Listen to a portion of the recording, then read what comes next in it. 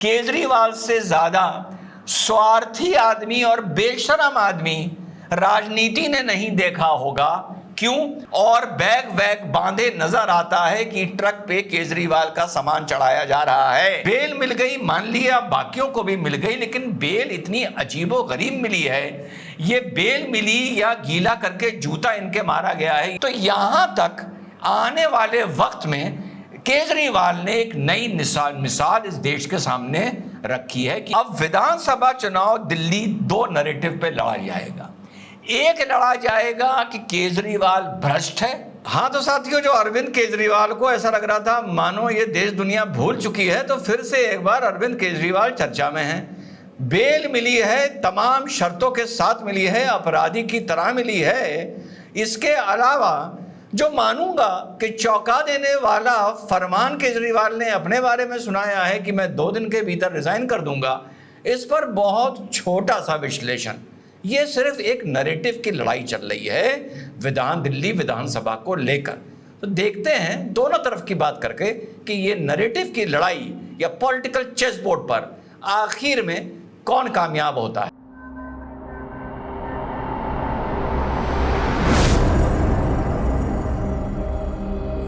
Hello, नमस्कार, सत श्री अकाल, अस्सलाम वालेकुम। कैसे हैं जनाब? तो साहब, अरविंद केजरीवाल तमाम शर्तों के साथ। हाँ, एक बात और, इस मुद्दे पे सबको आप सुन चुके होंगे ना अब तक, तो चलिए अब मुझे भी सुन लीजिए। 8-10 मिनट का एनालिसिस है, बताइएगा कुछ अलग इंसाइट मिला या नहीं मिला। तो साहब, अरविंद केजरीवाल जब बाहर आए तमाम शर्तों के साथ, जब पहले ये पैरोल पर बाहर आए थे चुनाव प्रचार के लिए, वो मिशन इनका फेल हो गया था। फेल इस मारे हो गया था, दिल्ली की इंडिया अलायंस के बावजूद, दिल्ली में गठबंधन के बावजूद 7 की 7 सीटें भाजपा जीत गई थी। इनको लगा था सिंपैथी वेव में 2 या 3 सीटें हमें दिल्ली में गठबंधन के चलते मिल सकती हैं। तो वहां इनकी जो सिंपैथी का जो एक एजेंडा था वो पूरी तरीके से फेल हुआ था। बेल मिल गई, मान लिया बाकियों को भी मिल गई, लेकिन बेल इतनी अजीबो गरीब मिली है। ये बेल मिली या गीला करके जूता इनके मारा गया है, ये समझ में नहीं आ रहा। बेल के टर्म्स एंड कंडीशंस आपको पता होंगे। किसी फाइल पर साइन नहीं कर सकते, साइन करना है तो एलजी की परमिशन लेनी पड़ेगी, दफ्तर जा नहीं सकते, कुर्सी पर बैठ नहीं सकते। ये भी आदेश खुद शुक्र करो नहीं आया कि शीश महल में नहीं रह सकते, कहो बस चलता तो शीश महल से निकाल दिए जाते। तो जब अरविंद केजरीवाल बाहर आया तो अरविंद केजरीवाल ने एक चीज भारत के लोकतंत्र में इस पूरी घटना में स्थापित की है, यानी एक आगाज किया है एक चीज का, एक नई नजीर बनाई है जो शायद अभी तक नहीं बनी होगी कि एक मुख्यमंत्री अपनी सरकार जेल से चला सकता है। और दूसरी तरफ से अगर हम ये बात करें, मैंने दोनों तरफ से आप लोगों को नैरेटिव फाइट के बारे में बताऊंगा। इन्होंने ये चीज स्टैब्लिश करने की कोशिश करी और कामयाब भी हुए। तुम अगर अपनी जिद पर अटक जाओ, बेशर्मी पर अटक जाओ कि मैं इस्तीफा नहीं दूंगा चाहे जितने दिन भी मुझे जेल में रहना पड़े, तो कोर्ट उसमें इंटरफियर नहीं कर सकता। और ये जनता के लिए भी एक नई मिसाल थी। आमतौर पे आदमी ये समझता था जब आपके एफआईआर हो गई, चार्जशीट में नाम आ गया, आपका जेल जाना है, तो आमतौर पे लगता था आप उसका इस्तीफा दे देंगे। लेकिन इस बेशर्मी को एक नए तरीके से पेश किया गया कि हम ना डरेंगे, ना डराएंगे, ना दबाव में आएंगे और हम इस्तीफा नहीं देंगे। तो यहां तक आने वाले वक्त में केजरीवाल ने एक नई मिसाल इस देश के सामने रखी है कि जेल से भी रहकर मैं जेल जाने के बाद भी मुख्यमंत्री बना रह सकता हूं। पता नहीं इन्होंने अपने मंत्रियों के इस्तीफे क्यों लिए थे जेल जाने के बाद, ये बात अभी तक समझ नहीं आती। पहली चीज, अब ये बाहर आ गए। बाहर अगर केजरीवाल क्लीन बिल्कुल आता तो मुझे नहीं लगता कि केजरीवाल इस्तीफा देता। केजरीवाल के इस्तीफा देने का जो मेन कारण है वो शर्तें हैं, और दूसरा कारण यह है कि फरवरी में इलेक्शंस ड्यू हैं। ये चाहें तो विधानसभा को डिसॉल्व कर दें, न्यू इलेक्शंस, एलजी को बता दें कि न्यू इलेक्शंस आप अनाउंस करिए, और 3 महीने पहले, 2.5 महीने पहले चुनाव आचार संहिता लग जाती है। तो दिन कितने बचे? मुश्किल से 2-3 महीने बचे। अगर हम मान के चलते हैं फरवरी में चुनाव होंगे और अगर चुनाव प्रीपोन हो जाते हैं तो ये समझिए कि आपको मुख्यमंत्री पर आप बने रहें। ऑलरेडी अगर आप मुख्यमंत्री भी बन जाएं तब भी आप एज अ केयरटेकर मुख्यमंत्री रहेंगे। पावर्स आपके सारे छीन लिए गए अगर उस बात को हम भूल भी जाएं एक नॉर्मल सर्कमस्टांसेस में।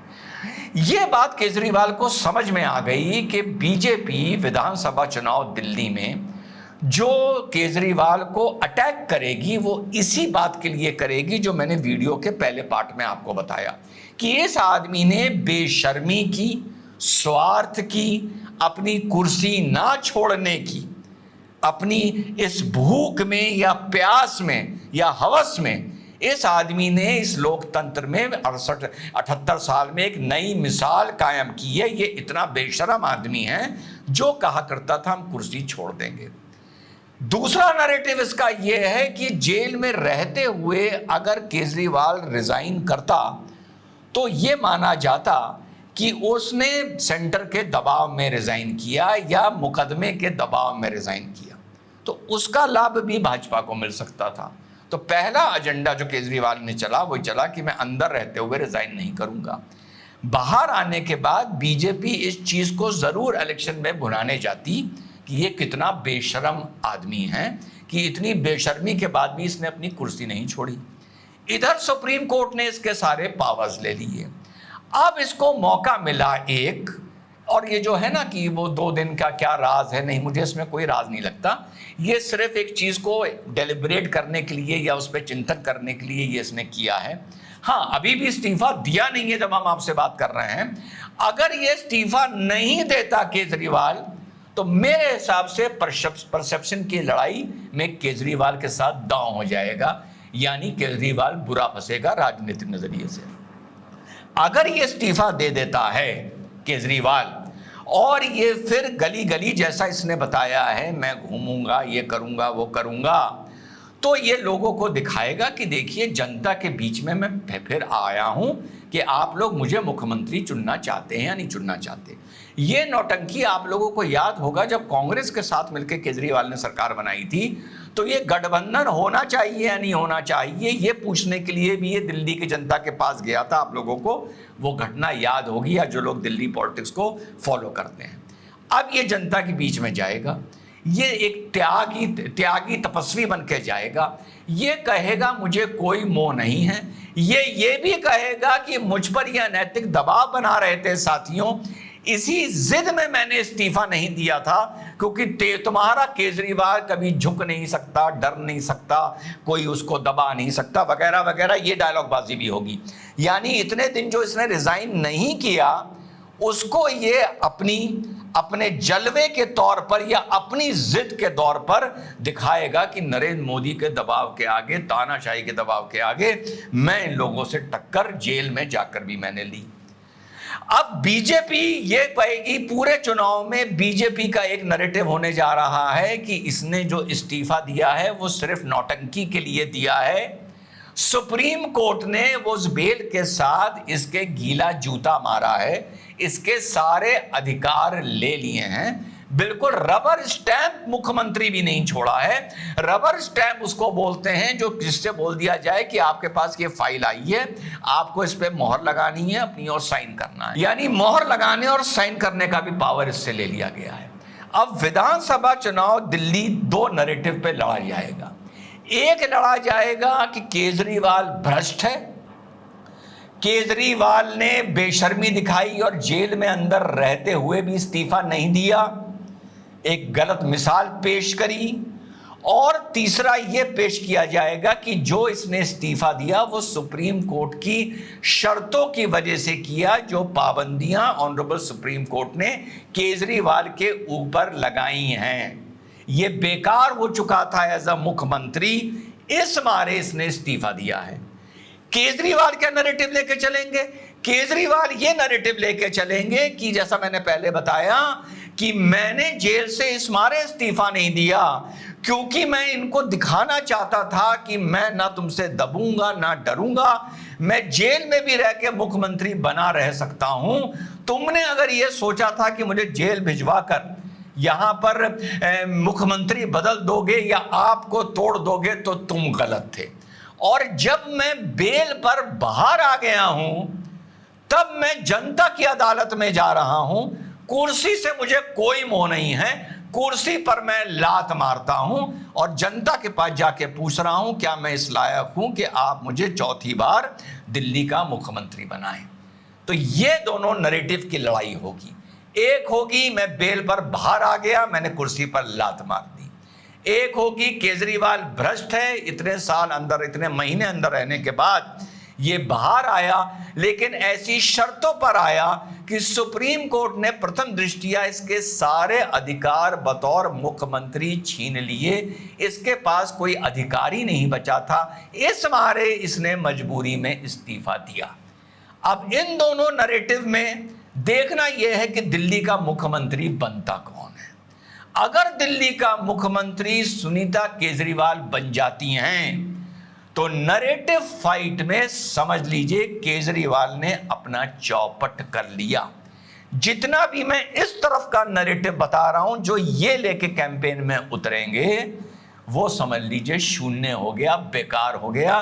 केजरीवाल से ज्यादा स्वार्थी आदमी और बेशरम आदमी राजनीति ने नहीं देखा होगा। क्यों? दोनों चीजें मिल जाएंगी। जेल में रहकर इस्तीफा नहीं दिया और जेल से बाहर जब आया तो ऐसी शर्तों पर आया कि रहते हुए भी मुख्यमंत्री ना रह पाया और स्वार्थ में अपनी पत्नी को मुख्यमंत्री बना दिया। तो ये जो नैरेटिव है, सिंपैथी है, मेरे हिसाब से जीत के कोई भी आए वो एक अलग बात है। दिल्ली की राजनीति में केजरीवाल ये जो पूरा अपना एजेंडा है सिंपैथी का, ये अपना शून्य कर बैठेगा, बर्बाद कर बैठेगा। अगर और हाँ, बीजेपी को भी सोचिए कितना बड़ा हथियार मिल जाएगा दिल्ली की पॉलिटिक्स में केजरीवाल को अटैक करने का कि क्या नौटंकी चल रही है, मैं इस्तीफा दे रहा हूं, मेरी बीवी शपथ ले रही है। हाँ, अगर कोई भी, चाहे सिसोदिया हो, चाहे आपके आतिशी हो या कोई भी हो, संजय सिंह हो, कोई भी हो, अगर उसने या किसी और ने कोई कास्ट समीकरण देख के, कुछ देखकर 2-3 महीने के लिए उसको शपथ करा दी जाती है जो डायरेक्टली केजरीवाल से नहीं जुड़ता है, तो इस लड़ाई में बीजेपी, केजरीवाल कम से कम इतना मजबूत जरूर हो जाएगा ये कहने के लिए कि मुझे या मेरे परिवार को कुर्सी का या किसी चीज का मोह नहीं है। अगर इस 2-3 महीने के लिए केजरीवाल अपना शीश महल भी छोड़ने को तैयार हो जाता है और बैग वैग बांधे नजर आता है कि ट्रक पे केजरीवाल का सामान चढ़ाया जा रहा है, तो ये और बड़ा हथियार केजरीवाल को मिल जाएगा। और अगर केजरीवाल मुख्यमंत्री से इस्तीफा देकर किसी तीसरे को मुख्यमंत्री बनाता है, यानी अपनी पत्नी को बनाएगा तो ऐसी की तैसी कर लेगा, पूरे अपने मुहिम किया एजेंडे की जो वो चला रहा है सिंपैथी का वगैरह वगैरह, अगर वो किसी तीसरे को बनाता है लेकिन शीश महल में रहना कंटिन्यू करता है, तब भी ये एक चुनाव का मुद्दा बनेगा। तो केजरीवाल के लिए जो बेस्ट ऑप्शंस हैं इस नौटंकी के बाद, जब उसने अनाउंस कर दिया है कि नंबर 1, गलती से भी अपनी पत्नी को मुख्यमंत्री ना बनाओ, नंबर 2, अगर किसी तीसरे को बनाओ तो शीश महल छोड़ दो, तो तुम एक फकीर की तरह या एक बड़े त्यागी तपस्वी की तरह बहुत स्ट्रॉन्ग मैसेज लेके जनता के बीच गलियों में जा सकते हो। अगर तुमने पत्नी को बना दिया और शीश महल भी में रहते रहे तो समझो तुमने अपना गुड़ गोबर कर लिया। अगर तुमने किसी तीसरे को बना दिया लेकिन शीश महल नहीं छोड़ा तो बीच में रहोगे। तीनों एनालिसिस आप लोगों के सामने रख दी हैं। इसके फैसलों के हिसाब से बीजेपी अपना काउंटर या अपनी लड़ाई तय करेगी। Let's wait and watch. जय हिंद, वंदे मातरम, खुदा हाफिज।